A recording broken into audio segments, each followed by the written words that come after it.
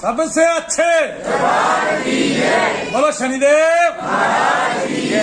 पर शनि अमावस्या थी, शनि अमावस्या पे शनिदेव महाराज ने आप सबको लाभ जरूर दिए होंगे।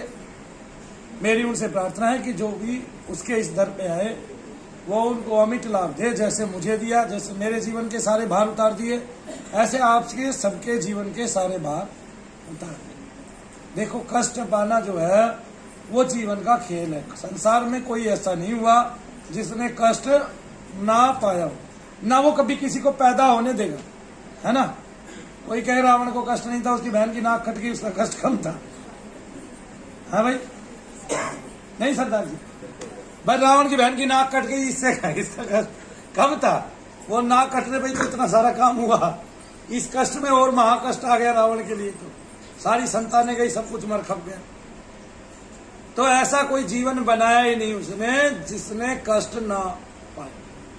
और जिसके जीवन में जितनी घनीभूत पीड़ा रही, घनीभूत पीड़ा का मतलब ये है ऐसी पीड़ा जो हर समय प्राण लेती हो, वो उतना ही उस ईश्वर के, परमेश्वर के, भगवान के निकट जा पहुंचा। ठीक है। और उसने जितना गुरु का ध्यान किया, जितना उसको धारण किया, उतनी उसे कष्ट से राहत नहीं मिली। कभी कोई ये सोचे कि भगवान की शरण में जाने से कष्ट से राहत मिल जाती है, नहीं। भगवान के मिलने से कष्ट खत्म हो जाता है। कैसे खत्म होता है? तो आदमी को पता चल जाता है सच्चाई ये है ना कि ये। तो वो जो सामान्य जीवन है, जो ये नारकीय जीवन है, इससे दूर हो जाता है। देखो, ये नारकीय है या स्वर्गीय है? स्वर्गीय तब है जब हम अपनी इच्छाएं त्याग दें और केवल दूसरे की सेवा करें, और कोई इच्छा ही ना हो, केवल दूसरे की सेवा की ही इच्छा हो।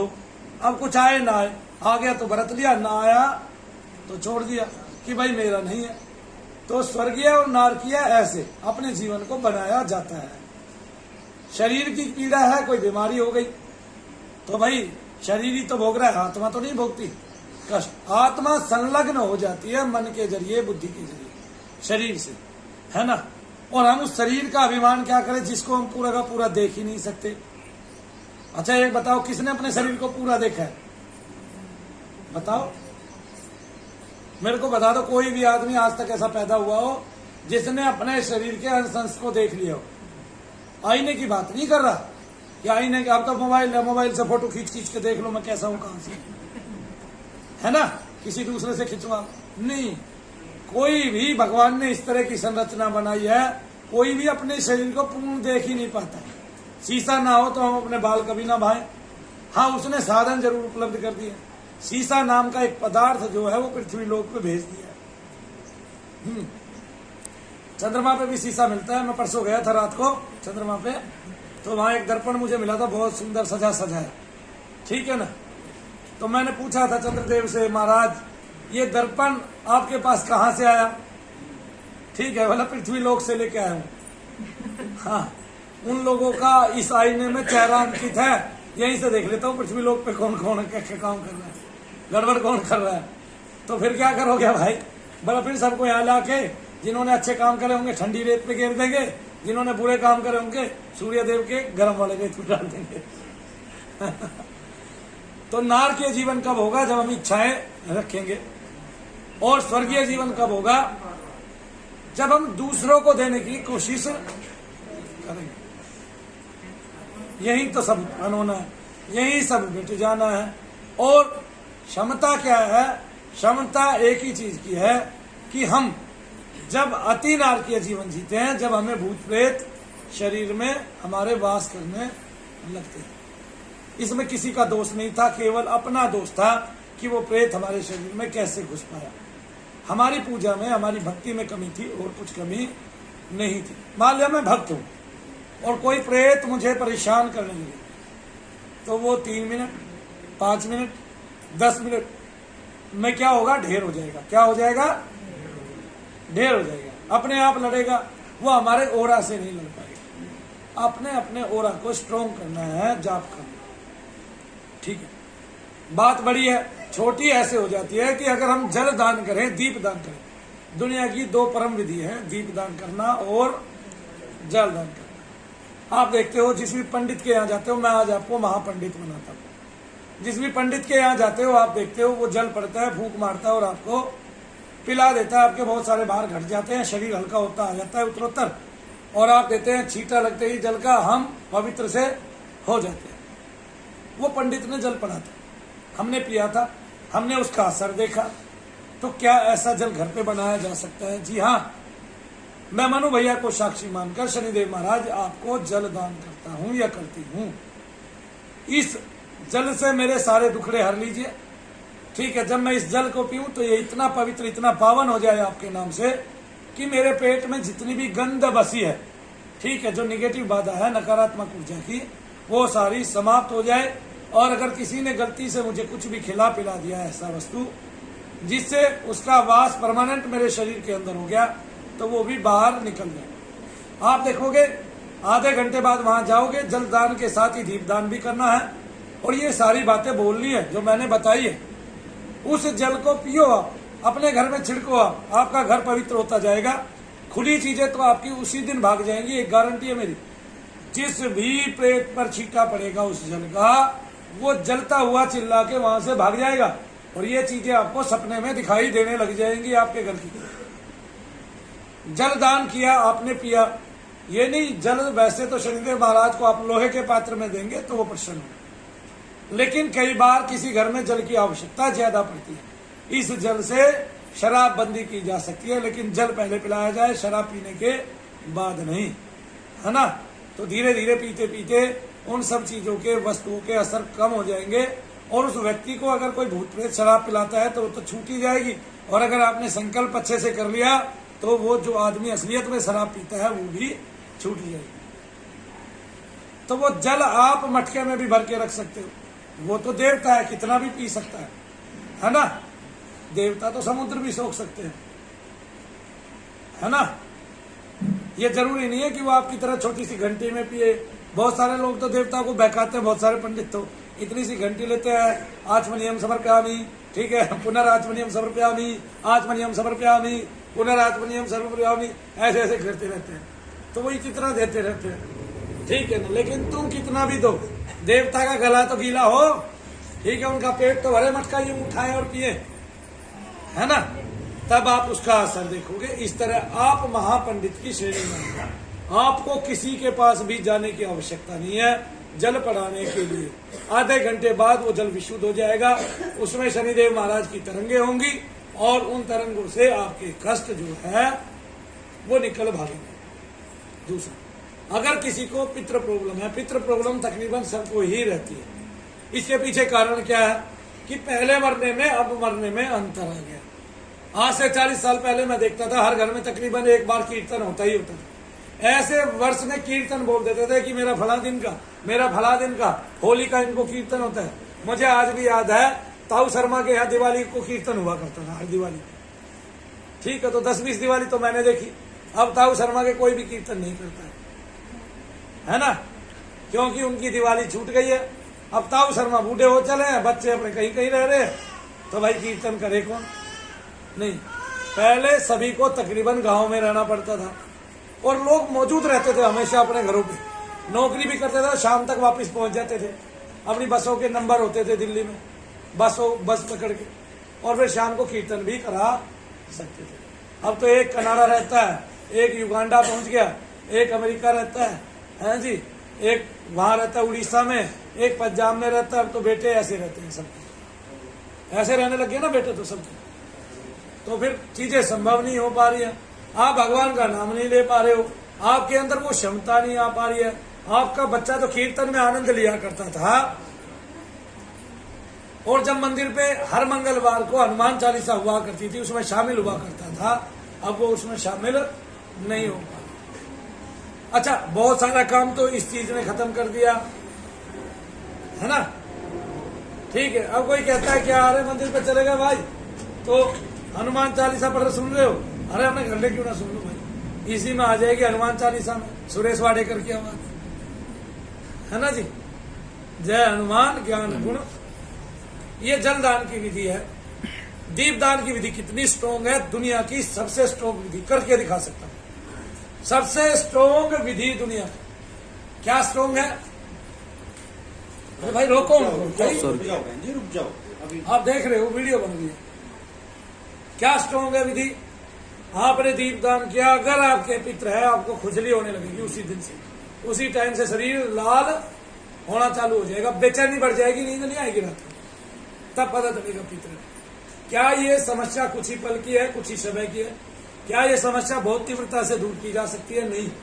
जो पितृ की समस्या है, अगर पितृ आपने सूक्ष्म कर दिया, सूक्ष्म कौन करेगा? हम।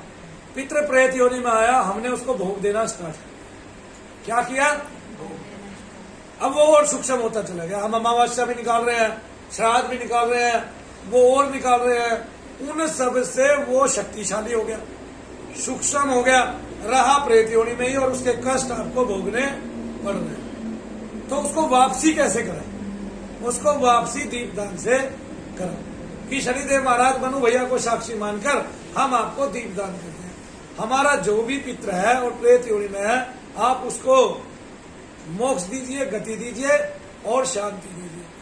तो क्या होगा? इतना ही कहते भारी उछाल आएगा। आप जब 11 ही दीपदान करेंगे, भारी उछाल क्या आएगा? आपका शरीर फलने लगेगा, कहीं फोड़ा हो जाएगा, फुंसी हो जाएगी, बेचैनी बढ़ जाएगी, ठीक है, बहुत ज्यादा दबाव पड़ेगा, सर भारी रहने लग जाएगा, सर का ये हिस्सा सुन्न हो जाएगा, कंधे भारी हो जाएंगे आपके, और जम्बाइया आनी स्टार्ट हो जाएगी। अगर वो किसी और घर का आपके शरीर में परमिष्ट प्रेत है तो उसके ये लक्षण नहीं होंगे, उसके लक्षण बदले हुए होंगे। उस पर दबाव की बजाय आपको शांति मिलती चली जाएगी, क्योंकि वो आपके घर का पितृ नहीं है, वो प्रेत है। और जो आपके घर का पितृ प्रेत योनि में है वो शुद्ध होता चला आएगा, और उसने जितना खाया है वो खाना भी फिर उसी को लग जाएगा। तो देवता को दिया, देवता ने पितृ को दिया, तब तो ठीक।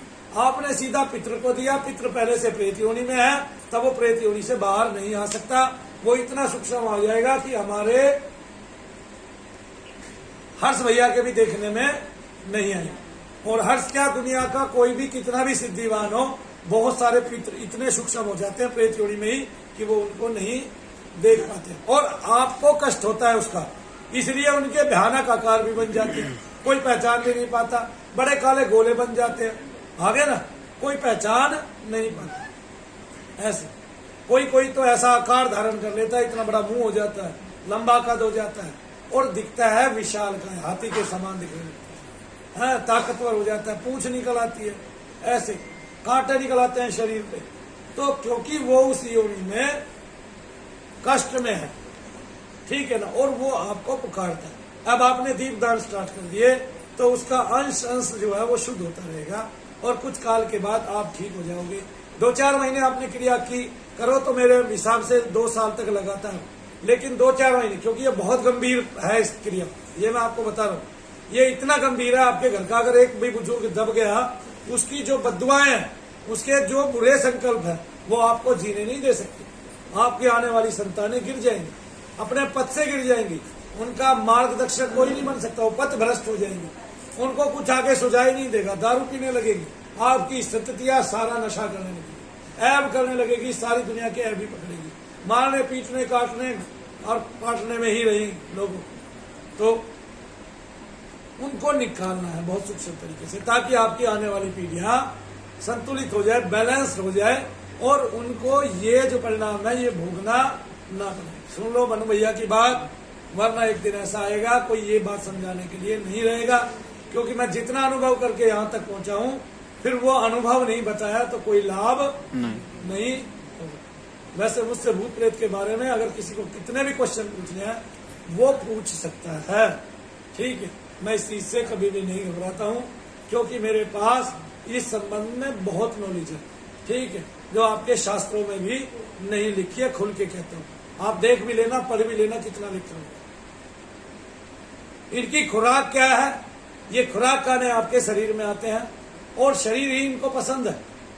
क्यों? पहले शरीर में रहते थे, ठीक है, और तत्व भी पहले वही थे, इसलिए आपको पसंद करते हैं।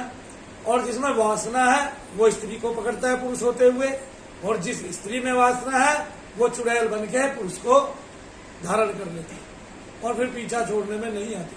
धीरे धीरे शरीर में रम जाती है, दबाव पड़ता है शरीर में, पसंद क्या है? दूध, दही, घी, लावा, सत्तू, हल्दी का चूरण और पल्लव, ये सारी चीजें उसको बहुत ही सुखद लगती है, अच्छी लगती है।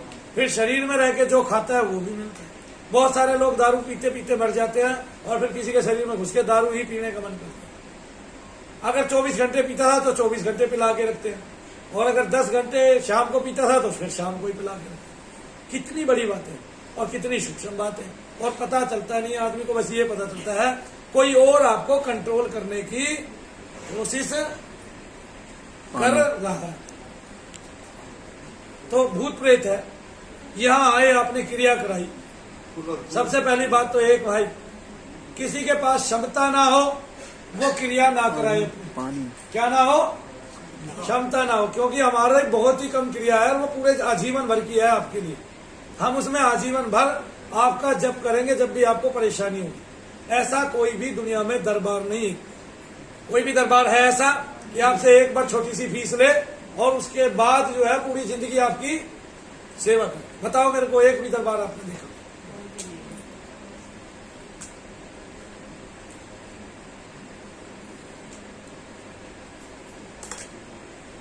इसके बाद क्या होगा? इसके बाद ये होगा, हम आपके साथ मेहनत करेंगे, आपके साथ जप करेंगे आपके लिए। जिनको बहुत ही गंभीर समस्या है, पीछे कोई करने वाला है, उनको थोड़ा समय लगेगा, बाकी ठीक होंगे, अपने घर चले जाएंगे। मैं ये काम क्यों ना करूं और क्यों करूं? मैं ये काम इसलिए ना करूं क्योंकि समाज इसको बड़ी बदतमीजी से देखता है। उन्होंने अपने मन में धारणा बना रखी है कि भूत प्रेत जो है वो केवल खिलवाड़ है लोगों की भावनाओं के साथ, और ये क्या है? ये ढोंग है, ढकोसला है और अंधविश्वास है। काम यूं ना करूं, लेकिन मैं पहल नहीं करूंगा तो समझो डर गया, और जो डर गया सो मर गया। और पहल करूंगा तो कुछ करके दिखाऊंगा। करके क्या दिखाऊंगा? कितने लोग बैठे हैं, भूत प्रेत खेल किसमें रहा? लोगों ने मान लिया अगर मैं यहां अभी डेक चला दूं, आवाज कर दूं तीव्रता से, तो कम से कम 30 की मुंडी घूमेगी।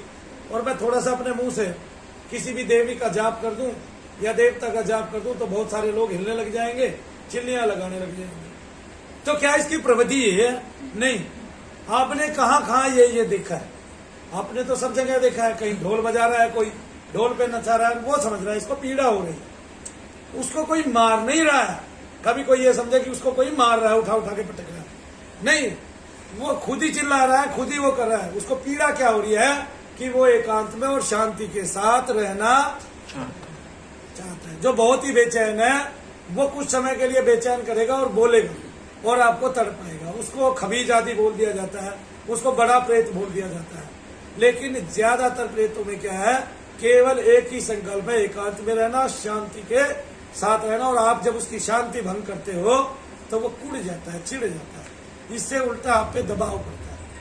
दूसरा क्या होता है कि आप ऐसे किसी भी स्थान पे जाते हो जहां उसको खिलाया जाता है, वो 4 दिन खेल खेल के इतना थक जाता है कि अगले 10 दिन जो है वो चुपचाप पड़ा रहता है, उससे कुछ नहीं होता। जैसे किसी ने उसकी देह तोड़ दी, देह में आकर्षण था, लेकिन इसका प्रभाव उस मानव के शरीर पर भी विपरीत ही पड़ता है। उसको भी टूटा टूटा रहता है वो भी, और वो कभी भी ठीक नहीं हो पाता है। तो ये विधि क्या ठीक है? नहीं, ठीक नहीं है। तो विधि क्या ठीक है? उसको भगवान का नाम सुनाया जाए, नाम से वो पवित्र होगा। और सारे शास्त्रों में केवल यही बात लिखी है कि केवल नाम सुनाया जाए। तो नाम कौन सुनाए? जिसका मंत्र सिद्ध हो।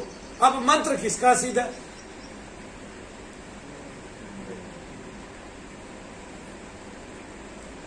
मैंने बताया ना, तो गुरुकुल रहे अच्छे, कोई एक आदि का दुक्का होगा तो उनमें इस तरह की साधनाएं नहीं कराई जाती कि किसी एक मंत्र को लंबे काल तक कोई व्यक्ति सिद्ध करे, और जब उससे फल मिलना स्टार्ट हो जाए, पौधा बन जाए, फल मिलना स्टार्ट हो जाए, तब वो समाज में उस रूप में काम करे। ना कोई इतना समय दे रहा है, बस विधि सिखा दी जाती है। आपको हवन करना आ गया, आपको जाप करना आ गया। अब कोई आया सीधा, उसने कहा आपके मंत्र के पास उतना फल नहीं है, उतना साफल्य नहीं है।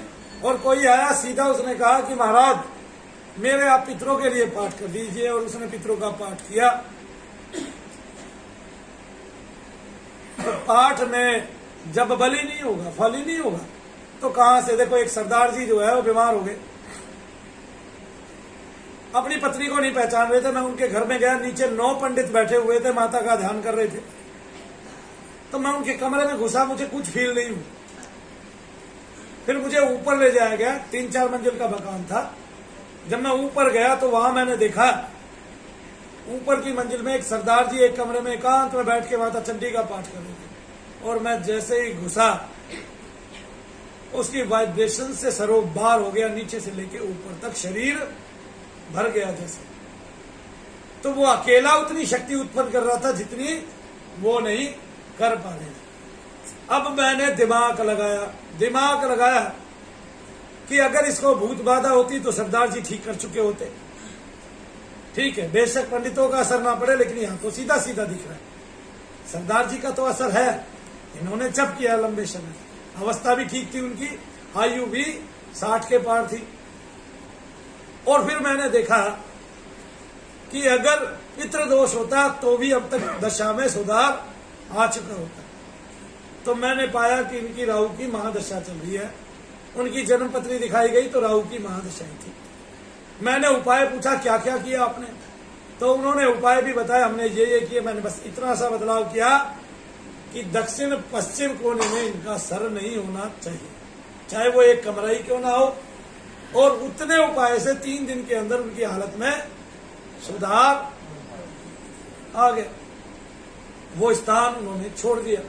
शयन का जो स्थान है, जैसे ये कमरा है दक्षिण पश्चिम, इसका ये कोना है, ये कोना दक्षिण पश्चिम है यहाँ पे, ठीक है ना, जहां पे इन्वर्टर रखा हुआ है। तो अगर इसमें आपका राहु का वास होता है, ठीक है, वहीं पे उसकी तरंगे ज्यादा गिरती है अगर किसी की राशि पे आ जाए, और आपने सेम उसका ही कार्य कर दिया तो इजी हो जाएगा उसको घर में घुसना। जैसे आप लोह आदि जो है वो जंग खा जाता है और उसको रखते हो, तो जिनके फिर राहु आता है प्रवेश करता है तो कहते हैं उस स्थिति से होके वो गुजर जाता है बहुत जल्दी से, और आपके शरीर में प्रविष्ट हो जाता है और आपके कष्ट बढ़ जाते हैं। तो बस उतना उपाय करने से उनकी दशा में सुधार आ गया, पत्नी को भी पहचानने लगे और सारा काम करने लगे। अब प्रेत को निकाला नाम जप से, पितृ को भी नाम जप से निकालेंगे। लेकिन इसमें जो जल की विधि है, दीप दान की विधि है, ये बहुत ही स्ट्रोंग है, बहुत ही शक्तिशाली। मैंने हमेशा करके दिखाया है। आप लोग अगर कल यहाँ बैठे हों तो आपका हृदय गदगद यूं होगा, क्योंकि कल जो ठीक होने वाली लड़कियां थी वे 5 थी। वे लॉकडाउन से पहले ठीक हो चुकी थी, लेकिन लॉकडाउन लगने के बाद आई नहीं थी। उनके माताओं ने, पिताओं ने यहाँ पर आकर प्रसाद चढ़ाकर सबको बर्फिया खिलाकर ये बताया कि वो 1 साल से बिल्कुल ठीक है। तो काम इसलिए करते हैं कि बहुत सारे लोग ठीक होते हैं, और जो ठीक होने की तादाद है वो पूरे विश्व में सबसे ज्यादा शनि धाम में है। वरना कोई गिनती करके देख ले और होड़ करके देख ले और नाम लिख लिख के 500 मरीज यहाँ भेज के देख ले और 500 कहीं और भेज के देख ले, कहीं भी पूरे विश्व की गारंटी है, पूरे विश्व की। मनु भैया कह रहे हैं, ठीक है, और जुबान का पक्का हूं, ये भी बात बता रहा हूं, और शनिदेव की कसम खा के कहता हूं कि यहां जो ठीक होने की गति है तो दुनिया में सबसे ज्यादा। अभिमान इसका नहीं है मुझे कि ठीक होने की गति सबसे ज्यादा है। जो 4 लोगों में ठीक होने में टाइम लग रहा है वो समय धीरे धीरे कम होता जा रहा है, लेकिन अभी भी मैं पूर्ण रूप से सफल नहीं हुआ हूं। और मैंने इस बात का पूरे विश्व में डंका नहीं बजाना। दुनिया में अगर कोई सबसे पहला धाम था जो लोगों की बंधित सिद्धियां वापसी दे तो वो शनि देव महाराज का यही धाम था।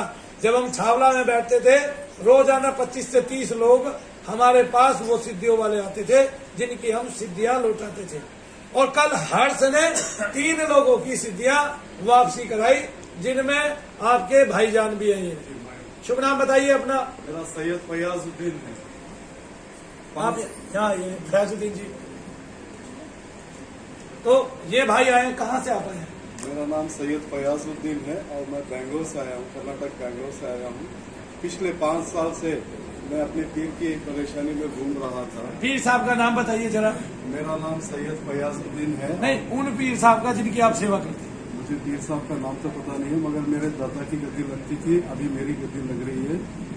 तो मैं 5 साल से भटक रहा था इधर उधर, किसी ने कुछ नहीं किया। काफी पंडितों ने लिया पैसा, काफी मौलियों ने लिया पैसा, खुद अपने दोस्तों ने भी मेरे ऊपर क्रिया की थी, मगर मनु भैया की कृपा से, हर्ष भैया की दुआ से मैं अब ठीक हूँ।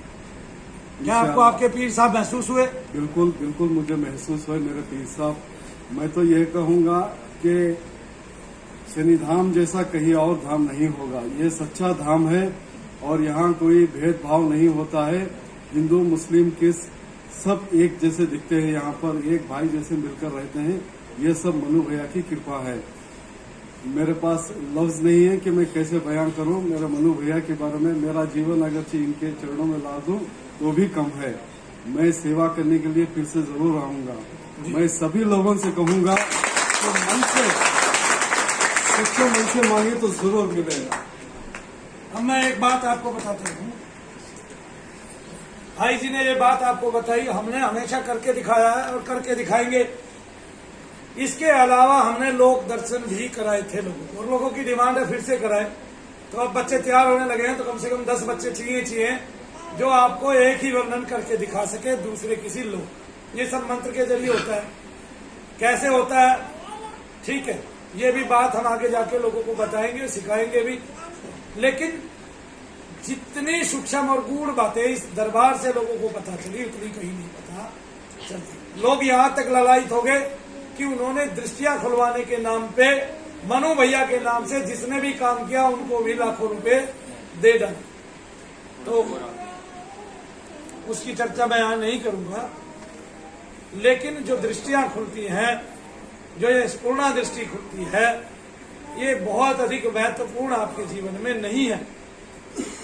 जीवन में महत्वपूर्ण क्या है? देव का दर्शन। वो दर्शन जो आपकी पारलौकिक शक्ति बढ़ा देता है, आपको देव दर्शन, अनन्य देवों के भी दर्शन करा देता है, और आपके शरीर की विलक्षण शक्तियां बढ़ा देता है, आपकी ज्ञान ग्रंथियों को खोल देता है, और देवता की कृपा अनंत और निरंतर सतत आप पर बरसती रहती है ना। एक चक्र चलता है ऊपर, उससे ऊर्जा आती है सबको। अब जो उस चक्र के अधीन होगा उसको ऊर्जा मिलती रहेगी, और जो चक्र की मानना ही नहीं करेगा उसको ऊर्जा मिलेगी नहीं। इसी को बोलते हैं श्रद्धा। इसको क्या बोलते हैं? श्रद्धा। जिसकी जिसमें श्रद्धा होगी उसमें रुचि हो जाएगी, और जिसमें रुचि हो जाएगी उसकी वो प्राप्ति कर ले। हमारी प्राप्ति भी होती है, हमें सब कुछ मिलता भी है, हम देव दर्शन भी करते हैं। देव दर्शन कई प्रकार से होता है। सबसे पहले देवता आपको स्वप्न में दर्शन देता है। जब आप आध्यात्मिक बनते हो, आपकी धीरे धीरे ग्रहण शक्ति बढ़ती है, आपको तत्वों के रंग नजर आने लगते हैं, फिर आप लगे रहते हो तो आपको आज्ञा चक्र में ही देव दर्शन होता है। फिर बीच बीच में आप अपने देवता को छू पाते हैं, वो इस तरह के दर्शन देते हैं आपको। लेकिन ये सब निरंतर होना चाहिए। निरंतर का मतलब है आपकी वो साधनाएं, आपका वो नाम जप निरंतर होना। अब कोई गुरु को पूछता है, गुरु को आना पड़ेगा। कोई भगवान को पूछता है, उस देवता को आना पड़ेगा, क्योंकि वो जप जो है आपका निरंतर चल रहा है। मेरा कार्य आप लोगों को जप पे लगाना है। जो जिस भी धर्म का है उसका जप कर सकता है। मैं यहाँ बैठा हूँ, जो लोग हिंदू हैं, शनिदेव को मानते हैं, वो शनि 7.5 ढैया और महादशा से पार पाने के लिए 23 शनिश्चर का पाठ करें। मेरी गारंटी है उनको शनिदेव महाराज की अनन्य दशाओं में लाभ होगा ही होगा। हमारा 6 घंटे का जप चलेगा। उस 6 घंटे के जप में मैं आपके लिए, आपके परिवार के लिए, आपके परिवार के लोगों के लिए, जो दिन भर लोग आएंगे 6 घंटे के जप में, उनके लिए मैं दुआ करूंगा। वो उस जप में मेरे न्यास के द्वारा अपने आप सम्मिलित हो जाएंगे। मुझे कुछ करने की आवश्यकता नहीं पड़ेगी। जैसे ही आदमी शनिधाम में एंट्री करेगा, उसके अंदर मंत्र दूत घुस जाएंगे। ये न्यास का फल है। और जब मैं न्यास करूंगा तो आपके अंदर वो दूत घुसेंगे और वो आपकी चीजों को काटेंगे, आपके तांत्रिक के पास तक जाएंगे, उनकी सिद्धियां तक लेके आएंगे। और इनके भी हमने बहुत सारे प्रमाण दे दिए हैं कि तांत्रिक की सिद्धि जब हम पकड़ लेते हैं तो तांत्रिक कैसे बिलखता है। क्योंकि जिसकी काली माता चली जाती है वही जानता है कि उसने कैसे पाई थी, मेहनत की थी। जैसे व्याकुल रहे जब तक इनके तीर साहब इनको नहीं मिले। 5 साल से भटक रहा था, बस 4 दिनों में दिला दी। तो आपको जप करना पड़ेगा। जप करने से उनका शरीर पावन हुआ, वापसी हुई उनकी सिद्धि की। तो इस तरह से जो है आपका शरीर शुद्ध होगा, वापसी होगी, आपकी अपने में वापसी होगी, प्रेत खत्म होंगे। और अगर पितृदोष हुआ तो आपके दर्द बढ़ेंगे, वरना दर्द कम होते चले जाएंगे। लक्षण क्या है कि जिस आदमी की क्रिया की अगर वो 2 बार में ठीक हो गया तो इसका मतलब क्या है कि उनको पितृदोष नहीं है। और अगर वो 2 बार में ठीक नहीं होता, यानी कि 10-10 दिन का जो गैप है, तो क्या होगा, पीछे से पितृ निकल के आएंगे। तांत्रिक अगर कार्य करता है तो तांत्रिक की सिद्धियां निकलेंगी, तांत्रिक के द्वारा भेजे गए सारे देवता उसके शरीर से बाहर होंगे और तब उसके अंदर भूत प्रेत का आवागमन बंद होगा और फिर उसके पितरों का कार्य होके वो बिल्कुल ठीक हो जाएगा। तो इस तरह से पूर्ण रूप से समर्पित होकर ठीक हो और मुझे समय दे। मैं आपको समय देने के लिए तैयार बैठा हूँ।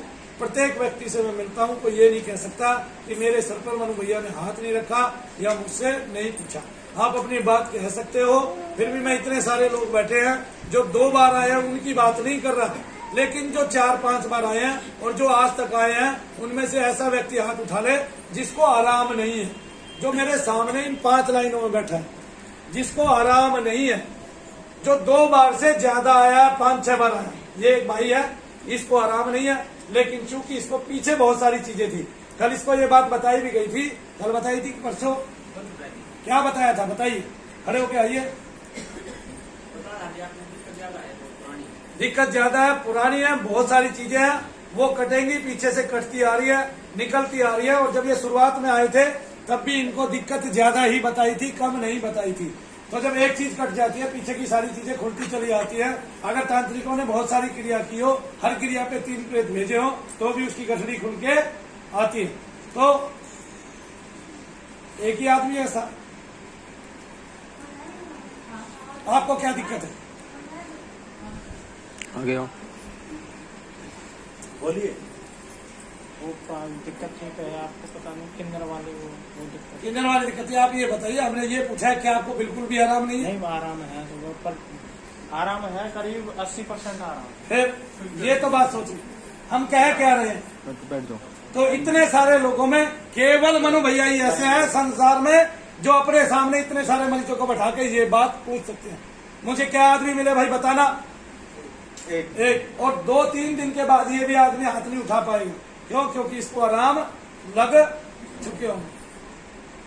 तो फिर बताइए भाई, मैंने तो अपना सिद्ध करके दिखा दिया, दूसरा कोई बताए। 4 बार मैं कहता हूँ, 4 बार आओ।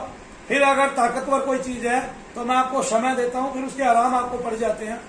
तो कितने लोग बैठे हो आप, आपके सामने है, तो दूसरे कहाँ जाओगे आप? डॉक्टर भी अपने इतने मरीजों को इकट्ठा करके ये नहीं पूछ सकता कि तुम्हें किसको आराम पड़े। पूरी दुनिया के अंदर की बात बता रहा हूं मैं, पूरी दुनिया के अंदर।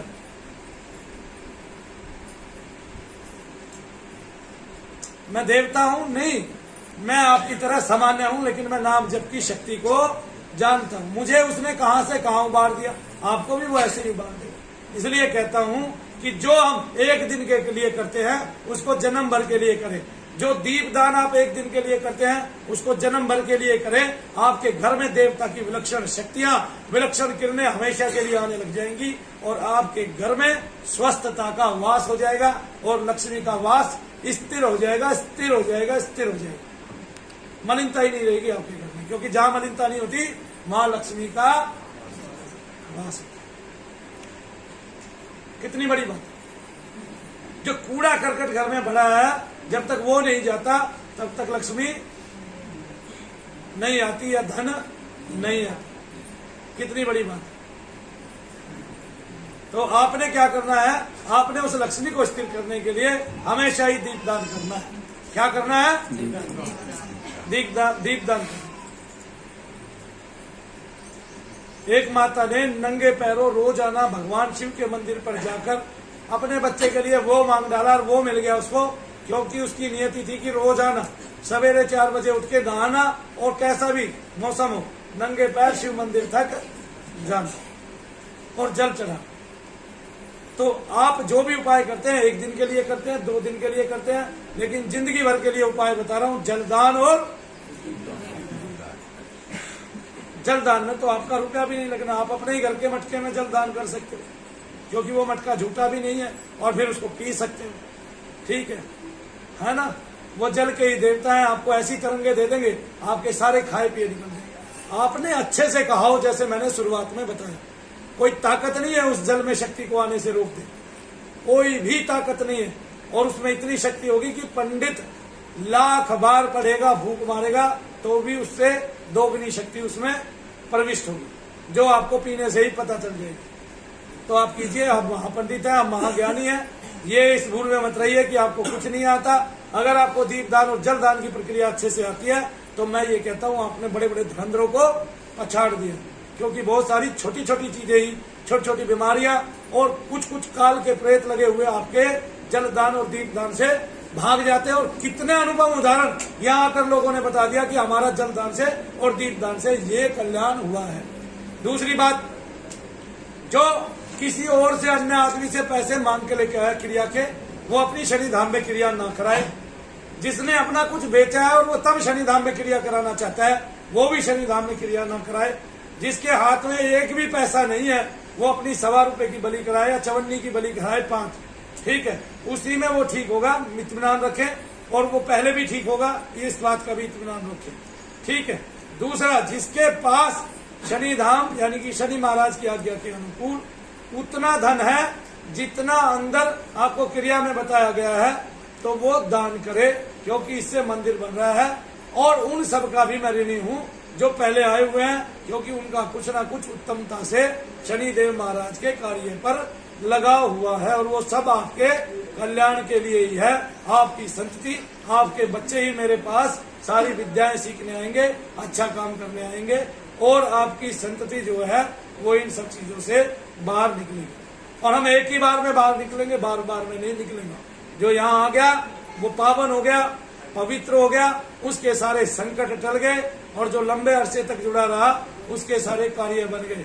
आप देख रहे हैं, ये शनिधाम दावा नहीं करता किसी को बच्चा उत्पन्न हो, लेकिन आपने पिछले 1 महीने के अंदर मैं नोटिस करूं तो कम से कम 20 माताएं बहनें ऐसी आई हैं जिनको इस धाम से स्वस्थता से बच्चे प्राप्त हुए हैं। उनमें से 2 का नाम तो मैंने ही रखा है, एक का अलग रखा है और दूसरे का नाम मैं भूल गया। चेतन रखा है, चैतन्य। दूसरे का नाम मैंने रखा है चैतन्य स्वामी थे ना, वो भगवान के नाम में मस्त रहते थे, कीर्तन में मस्त रहते थे। प्रभुपाद जी महाराज उन्हीं की उसमें आते हैं जिनकी गीता बढ़ती है श्रेणी में, जिनका आज हरे राम हरे कृष्ण संग है। तो इस तरह से तो सब बोलेंगे, बोलो सच्चे। पहले ये बता दो कि हम सच्चे वाले पायदान पे खड़े भी हैं या झूठी बोल रहे हैं? नहीं, अगर किसी का कड़वा अनुभव रहा तो भाई वो भी बताओ। हम गुजारिश करेंगे भगवान से भी कि हम अपने आप को सुधार सकें, उसके अनुकूल हो सके। सबके अनुकूल तो हुआ नहीं जाएगा, सबकी इच्छाएं तो पूर्ति होती नहीं है, ठीक है, क्योंकि आदमी पता नहीं कितनी आशा लेके आता है।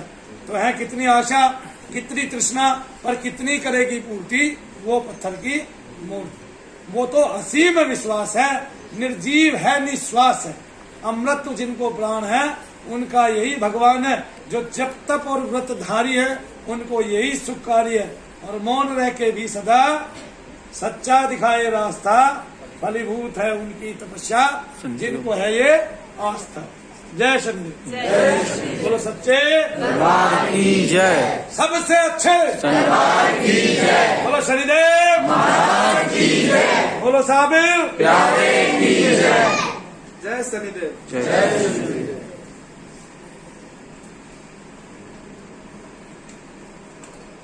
उनके